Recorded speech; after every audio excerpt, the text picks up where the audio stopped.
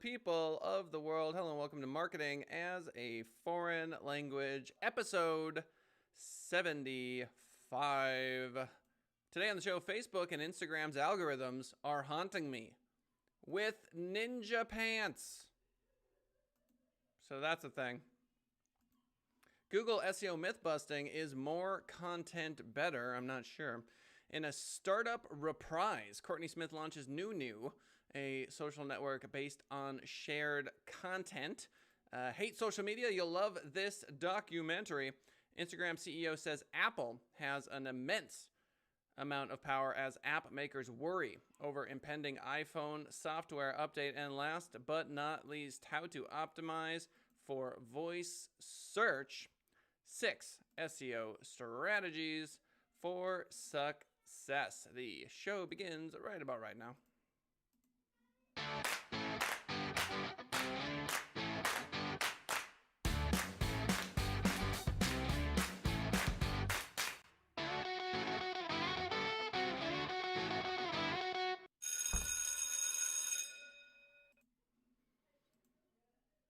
All right, if you're joining us for the live show, 10:30 a.m. Pacific Standard Time, 10:30 a.m.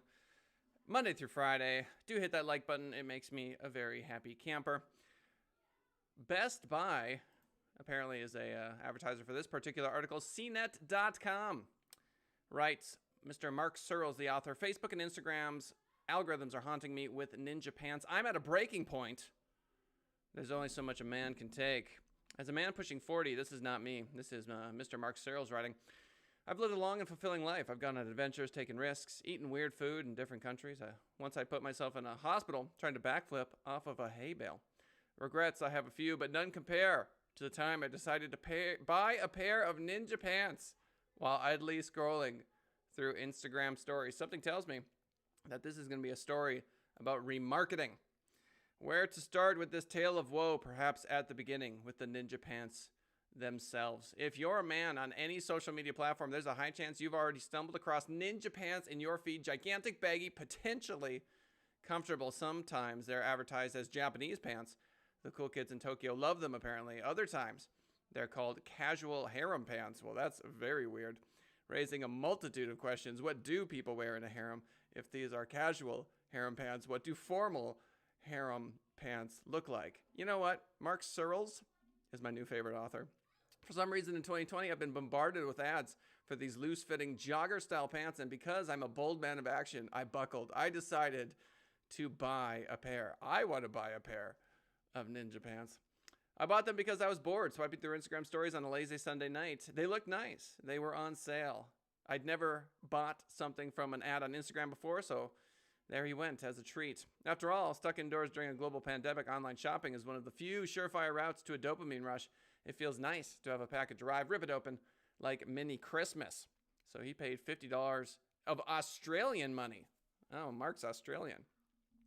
He said huge mistake. But worse than the delay, there was a delay.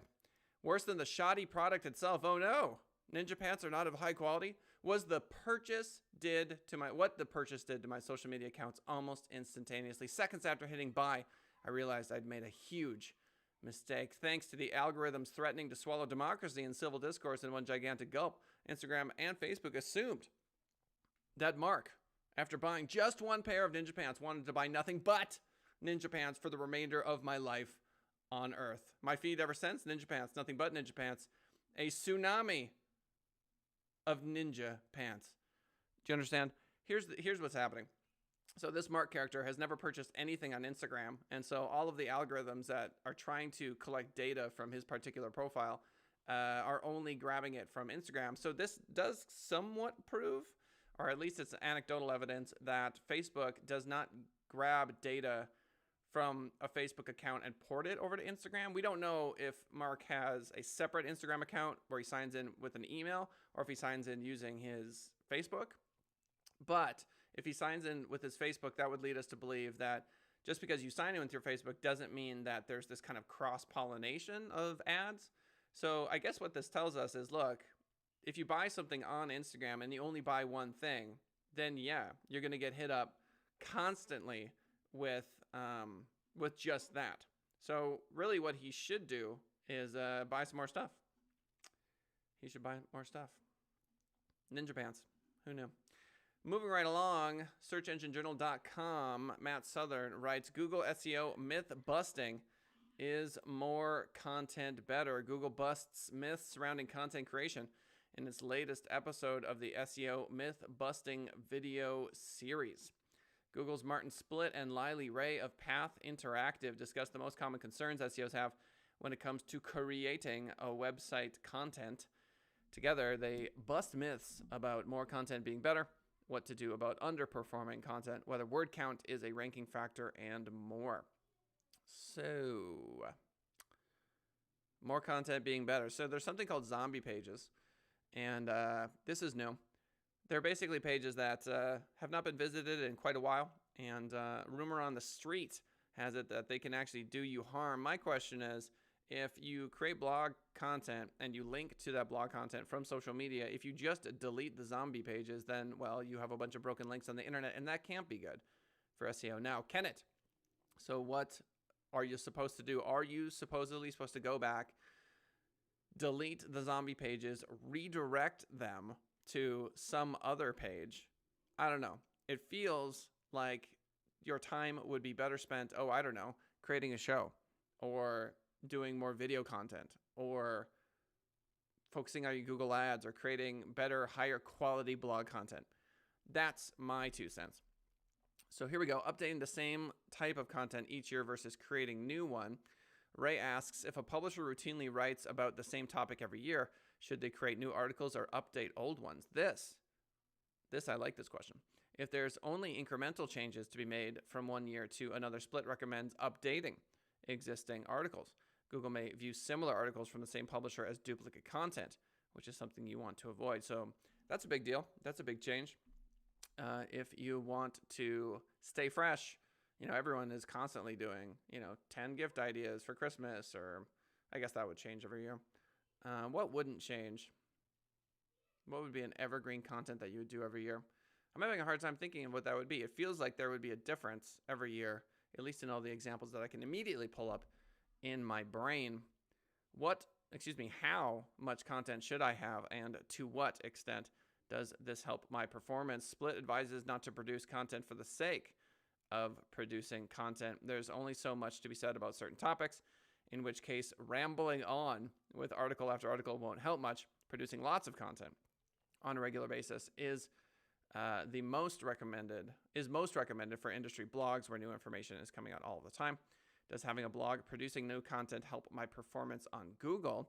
Frequently publishing new content is not a site-wide ranking factor, Splitt says.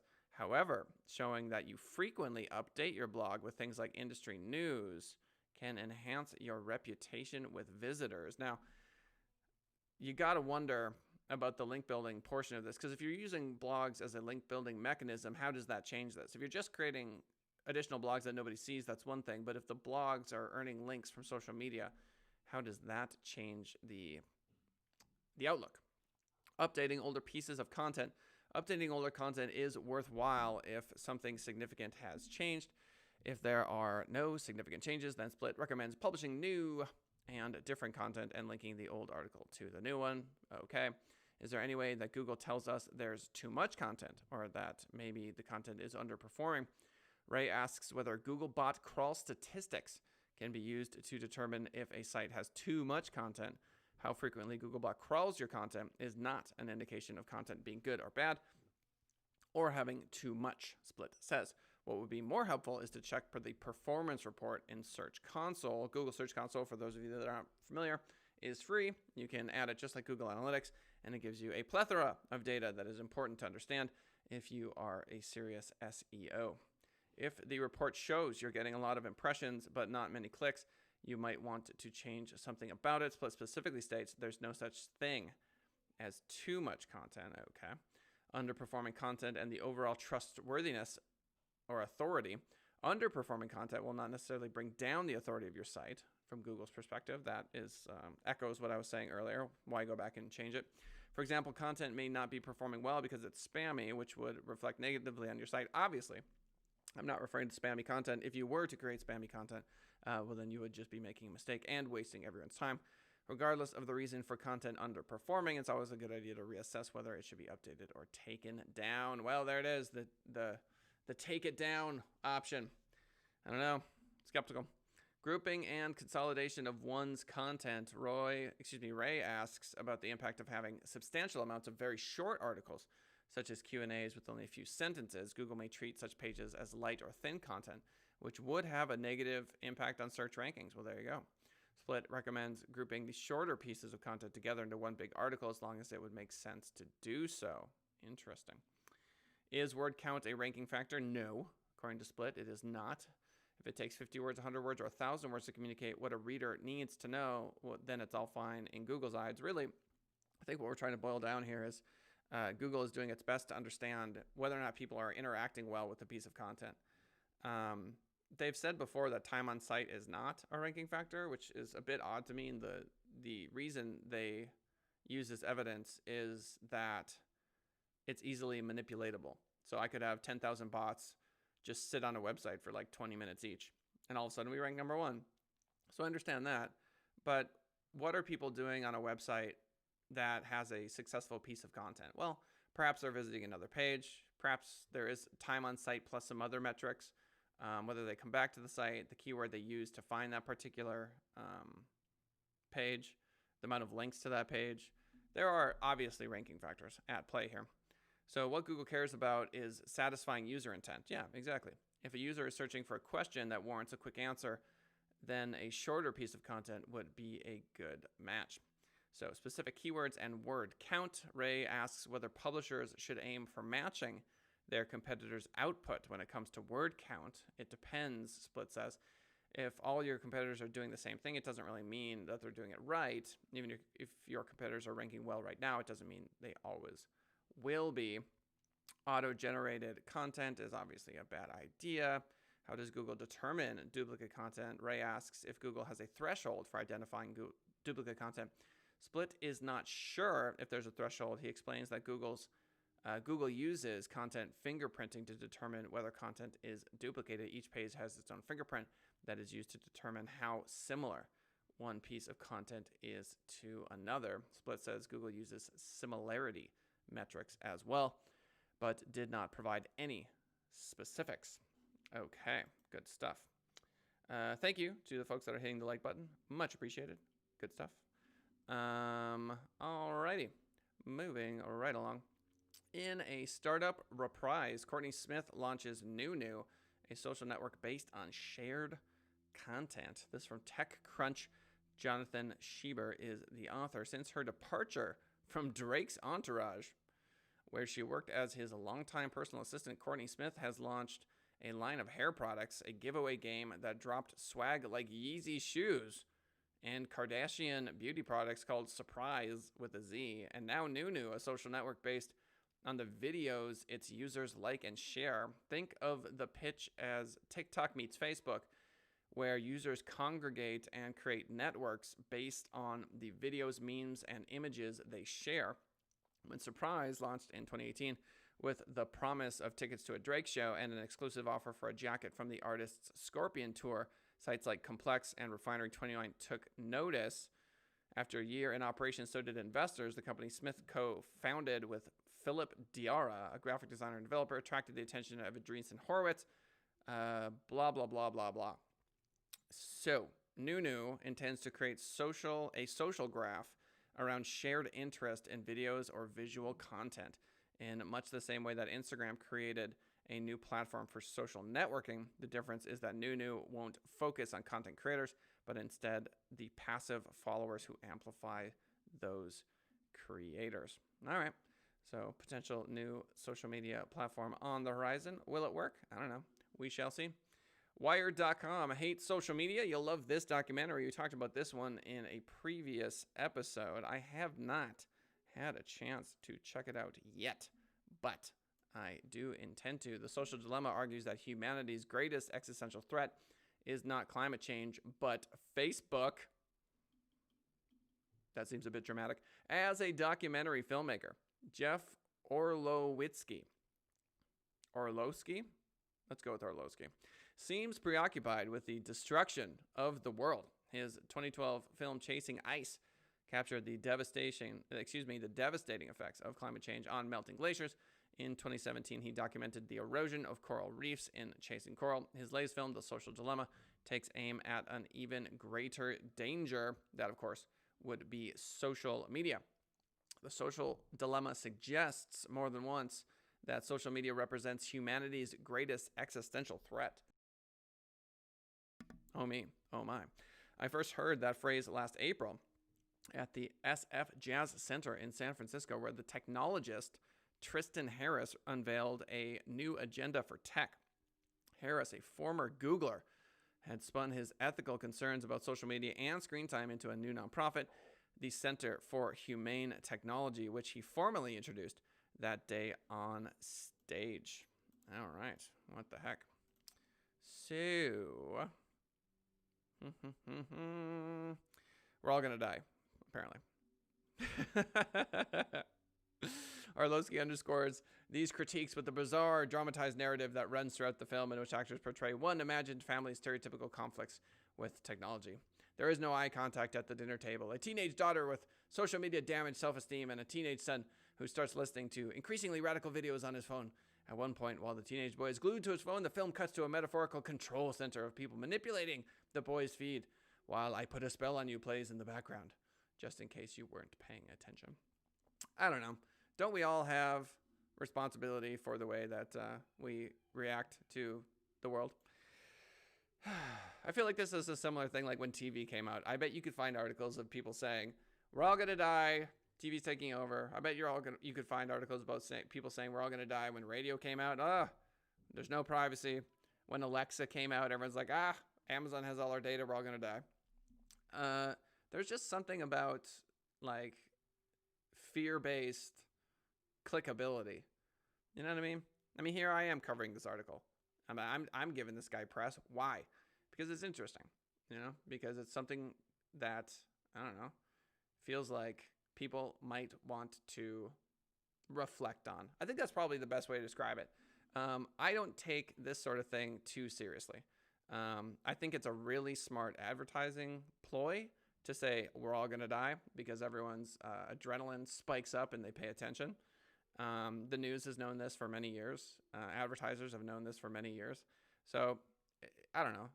I really don't think that, society is going to come crashing down because of social media. I think, if anything, our ability to kind of self-govern has gotten a lot better because we can all take videos of these crazy moments and we can all point to it and go, yeah, that's nuts.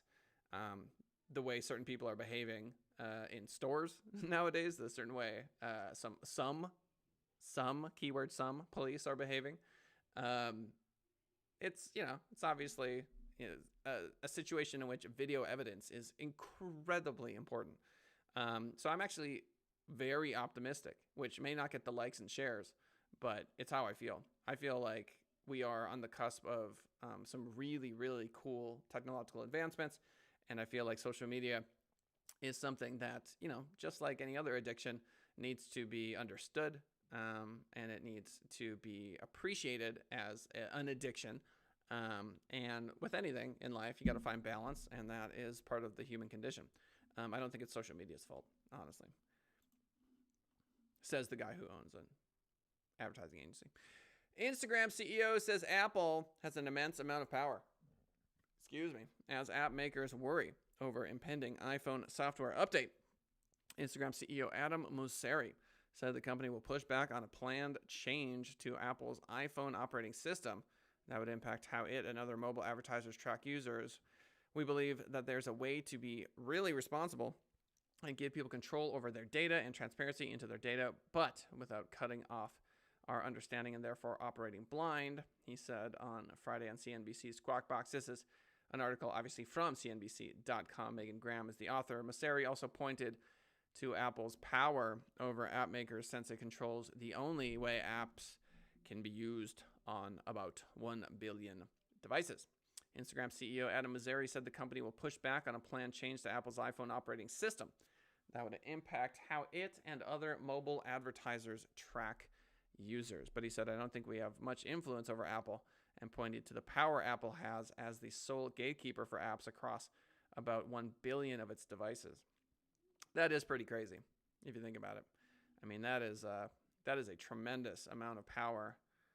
So Apple iPhone operating system and has an impact on how mobile advertisers track users. So Apple's making the call, sounds like. I mean, they don't want to be testifying in front of Congress. What changes have they made? The change affecting Apple's identifier for advertisers, or IDFA, was previously planned as a feature in iOS 14, the version of the iPhone operating system that will be released to the public this fall. But Apple said last week it's delaying the rollout until 2021 to give developers time to make necessary changes. In June, Apple said iPhone users would be given the option to block tracking when opening an app. That's a big deal. It's a huge deal. Advertisers use that identifier to better target ads to individual users and estimate how well they work. So here you go. Mr. Ninja Pants that we covered today is saying, I'm sick of it. I don't want the Ninja Pants. Instagram CEO Adam Mosseri clearly thinks that's ridiculous. He wants to give the Ninja Pant company the ability to attempt to sell a large quantity of Ninja Pants. So iPhone, or Apple CEO, Apple leaders are saying, you know what? It's our device. We can do whatever we want. If we want people to be able to block ads, we're going to give them the ability to block ads. So from Apple's perspective, great. This is a reason why someone would want to buy the iPhone 14, because I think they're running out of interesting and creative ways to sell iPhones. It feels like very similar technology to 5, 10, 15, 20 years ago. I shouldn't say that. Not that far back. But you know what I'm saying. It's not all that different. The iPod was revolutionary technology. The first smartphones with screens were revolutionary. The first smartphones where, you don't have like the keyboard were revolutionary. It feels like we've had very similar devices for quite a while. I mean, when they came out with that shotgun camera for the iPhone, I was just like, seriously? I watched a tech video where the difference between the cameras was almost indistinguishable. Like, it just was not that big of a deal. So why are you going to pay, all this money for the newest and greatest? Well, maybe it's because you can block ads now. So that's iPhone's perspective. Instagram going, guys, it's 2020. We use people's data to serve ads to them. Aren't they better ads? So they can make that argument. Aren't the ads that we're showing to people when we have more information about them better ads? I actually, when I'm on YouTube, would appreciate better ads. Like when I see an ad for Liberty Insurance, I'm just like, ugh, gross. But when I see an ad for a game that I might enjoy, right, or something based on the fact that I like playing Super Nintendo games as a 36-year-old man, it's true. And I see something about like retro gaming on Twitch, I'm okay with the ad. I would rather that than, Geico constantly. There's no chance I'm going to go with them. Like zero. I have no interest. Like they're just wasting their money on me and wasting my time. So there is an argument for specific ads. Back to the article. Advertisers use that identifier to better target ads to individual users and estimate how well they work. But whereas the option to turn off the tracking is usually buried in a user's options today, many expect having it be front and center would encourage most users to opt out. So, well, there you go. It already exists, but we're just talking about placing it in a more obvious spot because a lot of people would. I think they would opt out. So on CNBC's Squawk Box on Friday, Mosseri again is the CEO of Instagram, said Instagram's advertising business requires certain data to show users relevant ads and to provide value for its advertisers, the majority of which are small and mid-sized businesses. Playing the small and mid-sized business card. Yeah. I'm the CEO of Instagram. I make millions and millions of dollars. And I'm going to remind you that it's all about those small and mid-sized businesses. Keep feeding the monster. Quote, if the ecosystem changes in a way that advertisers can't really measure their return on investment, that's really going to be, yes, somewhat problematic for our business. But it's going to be problematic for all the big ad platforms roughly equally. So I'm not that worried about it over the long run, he says. I think he is worried about it. I think you got to find an edge. And I would argue that Facebook, Instagram, these behemoths have very good retargeting technology. I feel like that particular quote is a bit disingenuous. I think he somewhat problematic is a bit of an understatement. Quote, it's going to be much more problematic for all the small businesses. That, back to the small business card. It's like you'd have a picture of like this poor business owner. Like it's always like a coffee shop, like a donut shop, and it's always someone that you would feel sorry for, and they're like, oh, I'm poor small business owner. Help me, please. Oh, it's so funny to me. It's funny to me because I'm the president of a local networking group, and you know, I have a pretty good sense of small business, and it's just funny how people, it's like the token small business owner that you should have pity for, is basically what he's trying to have you envision. He's like, oh, like meanwhile he's like going on his yacht, and he's like, yes, but the poor small business owner. Okay, all right, CEO Adam Mosseri, I see your particular chess move. Not too impressed by it. Final article of the day, searchenginejournal.com. We don't really have time for it. How to optimize for voice search, 6 SEO strategies. So let's quickly try to find some data here. 55% of users do voice search to ask questions on a smartphone, according to Perficient. 39.4% of US internet users operate a voice assistant at least once per month. We get it. So spelling corrections or queries, let's see. We will get into this in here we go. Focus on conversational keywords. That's a good suggestion. Understand your type of customer and device behavior. What are they actually going to say? Create compelling persona-based content. Provide context with schema markup. Nope. Not today article, perhaps in the future. Too big a question to attack. All right. So today, thanks for joining us. If you're listening to this on the podcast, hey, podcast numbers have been growing. We genuinely appreciate you swinging on by. If you want to join us for the live show, it's 10:30 a.m. Pacific Standard Time every single day. Just go to YouTube, punch in Send It Rising. You know what to do from there. Subscribe, etc. Notification bell. So cnet.com, Facebook and Instagram's algorithms are haunting me with ninja pants. So if you make one purchase on Instagram, yeah, expect to be retargeted endlessly from that one purchase. Purchase intent or having purchased is a huge indicator that, you know, someone is interested in purchasing more. If you want that to go away, well, then you should probably buy more stuff. I don't know what the other option is, unless you can go find the options in your phone that turn off retargeting. You're kind of stuck with it. Nature of the beast. Google SEO Mythbusting. Look, create quality content. Create it consistently. Try not to be redundant. Ta-da. Is NewNew going to be a social network that anyone cares about? Who knows? Maybe. Maybe not. We'll see. Hate social media. Love this documentary. It just feels like clickbaity, sort of we're all gonna die style content. Which, look, if you have a teenager who has serious social problems because they've got a social media addiction, I'm not making light of that. What I'm saying is that life is difficult, and I don't think this is the nail in humanity's coffin, is the point I'm trying to make. It is a phenomenal way to get people to talk about it. I obviously am doing just that. So there you go. I'm helping promote something that I think is kind of silly. To be fair, I have not seen the documentary, so perhaps I should delay judgment.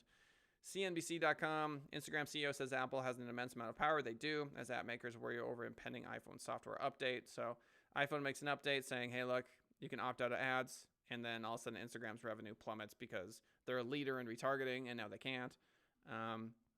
The tech giants are going to keep fighting like this. Who knows what's going to happen? As an advertiser, obviously, I would rather target an ad that they actually want to see, right? I don't think that's too crazy. I don't think that's too unethical. Tell me I'm wrong. And last but not least, how to optimize for voice search. We didn't have time for it. It is 10:59, so we are going to wrap this up. Thank you, ladies and gentlemen, for swinging on by. Thank you for hitting the like button. We'll be back Monday for the next episode. You know when, you know where. Have a good weekend. Talk to you later.